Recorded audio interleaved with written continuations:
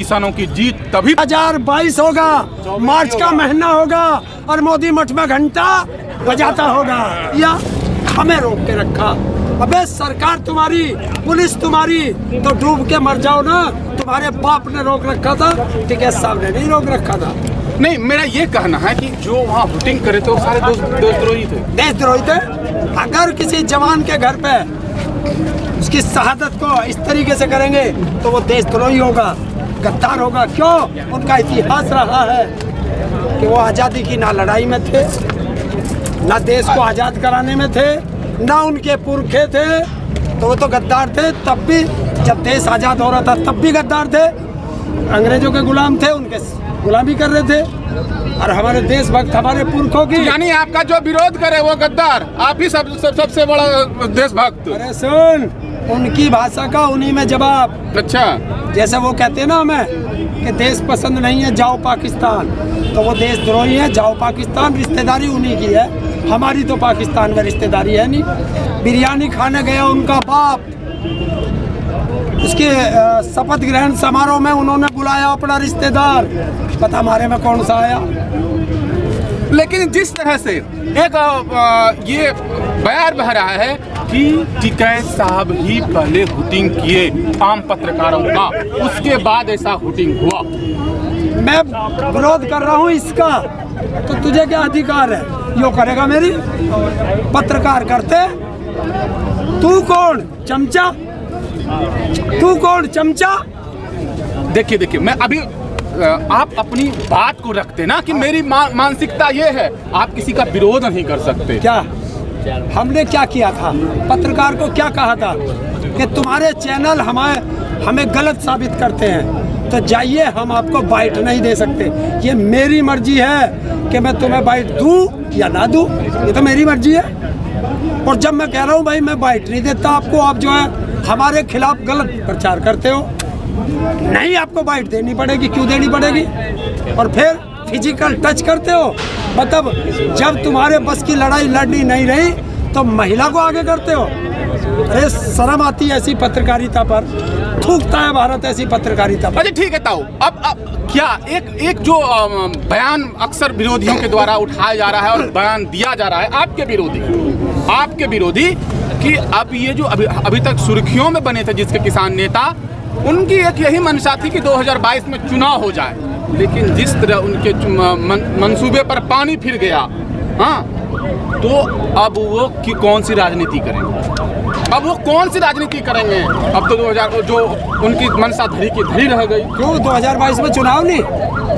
चुनाव तो है 2022 में, 22 में चुनाव है, लेकिन जो आप लोगों का वर्चस्व था, जो आप लोगों का एक अधिकार था, जो आप लोगों का एक मत था, वो कहीं बिखराव पर तो नहीं हो जाएगा? क्यों बिखर जाएगा?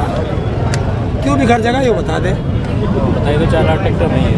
709 किसानों की शहादत को अगर कोई भूल गया, भूले तो आप ही हैं। अरे सुन ले, भूले तो आप ही हैं। टेनी को छोड़ दिए, उसका कहीं जो जिक्र है, कहीं कोई जिक्र है, भूल तो आप गए, भूल हम थोड़े गए, भूल तो आप गए।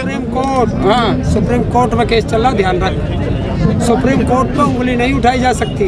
भारत में दो ही चीज ऐसी है जिस पर उंगली नहीं उठा सकता, सुप्रीम कोर्ट पर और भारत के राष्ट्रपति पर उंगली नहीं उठती।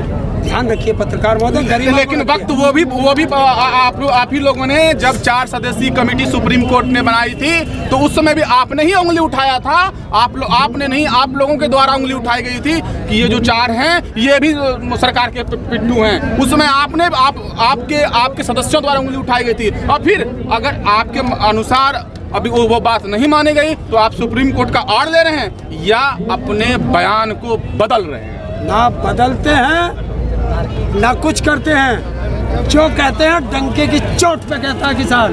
ध्यान रख लेना, सुप्रीम कोर्ट की अवहेलना हो जाएगी अगर उस पर हमने कुछ सवाल करना, क्योंकि हम इनकी तरह नहीं है गद्दार, देशभक्त हैं। अच्छा ताऊ ठीक है, मैं आप देशभक्त हैं और सारे गद्दार हैं? सारे नहीं है, सारे मत क्या, जो आपका विरोध करते हैं वो गद्दार ना। तो गद्दार कौन? विरोध करने का अधिकार सबको है। आप समर्थक बनिए, चाटुकार मत बनिए, गुलाम मत बनिए किसी के। अगर आप चाटुकार और गुलाम बनेंगे अंधभक्त बनेंगे तो आप इस देश के सबसे बेकार व्यक्ति में गिने जाएंगे। ठीक है ताऊ, आप ही के अनुसार, लेकिन आप मुझे 3 पॉइंट का मैं लास्ट में पूछना चाहूँगा। आप लोग जिस मुद्दे पर बैठे, जो कृषि कानून बनाया था उसे वापस लो, MSP पर कानून बनाया, अब बाद में आप लोगों ने टेनी का मामला उठाया, लेकिन कानून तो वापस हो गई, किसानों ने कानून तो, सरकार ने कानून तो वापस कर लिया, लेकिन MSP पे आप लोग कौन से, या तो क्या रजिया गुंडों में फंस गई, किसान सरकार के मंसूबे में फंस गए। मैं बार बार एक ही सवाल करना चाहता हूं, आखिर दोनों में खिचड़ी क्या पकी जो किसान भी साइड हो गए, सरकार भी साइड हो गई? ना किसान सरकार साइड है, किसान साइड। सरकार साइड कहाँ है? सरकार तो कर ही बात हो गई, आप लोग भी तो बताएं कि कौन सी बात हो गई MSP पे, कमिटी। और एक बात, 2004 में स्वामीनाथन आयोग रिपोर्ट बन रहा था कांग्रेस की शासनकाल से। मैं बार बार इस सवाल को उठाता हूं और 2006 में बन के तैयार हुआ 2000 पेजों का। जिस स्वामीनाथन के आयोग के रिपोर्ट पर आप लोग ये आंदोलन खड़ा किए, साल भर लड़े, लगभग 11 महीने, उस स्वामीनाथन आयोग की रिपोर्ट की कहीं जिक्र भी नहीं। ऐसा क्यों? ऐसा क्यों? यानी आप लोग सरकार के मंसूबे में फंस गए, रजिया गुंडाओं में फंस गई। इस पर सब आप जवाब क्यों नहीं देना चाहते? जो सारे किसान नेता साइड हो जाते हैं। कौन से पे जवाब चाहिए? स्वामीनाथन आयोग की रिपोर्ट जिस पे आप मांग करते थे वो कहाँ गए? नहीं क्यों नहीं मिली? आपने कहीं जिक्र किया? जो 6 जो आपने मांग रखा उसमें कहीं स्वामीनाथन आयोग रिपोर्ट की बात की, जिक्र की? नहीं की। आखिर क्यों? यानी सरकार और किसानों के नेताओं के बीच कहीं ना कहीं मिली भगत है। ऐसा हो सकता है? और क्या जाओ, आप बोलोगे नहीं, मैं आपसे सवाल कर रहा हूँ ना। तो बोल रहा, बता रहा क्या एक चीज बता, ठंडा हो रहा, देश का प्रधानमंत्री किसके संसद में नाक रगड़ के कहता